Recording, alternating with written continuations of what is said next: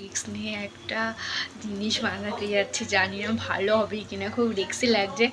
তো রেসিপিটা না আমি তোমাদেরকে এখন বলছি না, যদি ভালো হয় তবেই আমি কালকে বলবো, ঠিক আছে? দেখো আমি এই যে ফুলকপির মাঞ্চুরিয়ান করতে যাচ্ছি, পকোড়াগুলো ভাজছি। মনে হচ্ছে ফুলকপিগুলো না একটু বেশি সেদ্ধ হয়ে গেছে, বুঝতে পারছি না।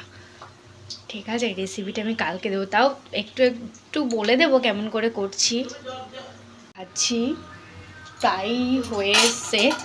তো দেখো ভাজছি, জানি না আমি না এখনো পর্যন্ত বুঝতে পারছি না যে কেমন হতে চলেছে আর কি। রিস্ক নিয়ে করছি, দেখো এত তেল মশলা দিয়ে যদি ভালো না হয় তবে বুঝতেই পারছো কেমন একটা ব্যাপার হবে।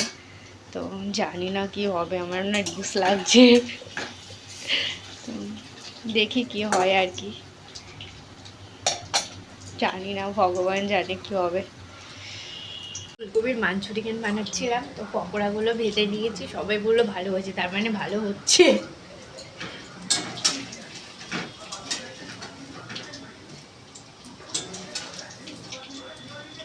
যে কোনো জিনিস কষ্ট করে বানাবো, ভালো হলেই তো ভালো লাগে বলো, না হলে তো মনটা খারাপ হয়ে যায়। ফুলকপি না একটু গলে গেছিলো, ওর জন্য ভয় পাচ্ছিলাম, একটু শক্ত শক্ত থাকলে দেখতেও ভালো লাগবে। তো যাই হোক, ফাইনালি পকোড়াগুলো ভাজা হয়ে গেছে, এবার হচ্ছে গ্রেভিটা রেডি করবো। আমি আদা কুচি, পেঁয়াজ কুচি, লঙ্কা কুচি, তারপরে একটু পেঁয়াজ কেটে রেখেছিলাম, ওটাকে ভেজে চিলি সস, টমেটো সস আর রেড চিলি সস, এই তিনটাকে দিয়ে দিই। এই দেখো দিয়ে দিয়েছি, এবার ফুলকপিগুলো দিয়ে দেবো, ব্যাস মাঞ্চুরিয়ানের গ্রেভি রেডি।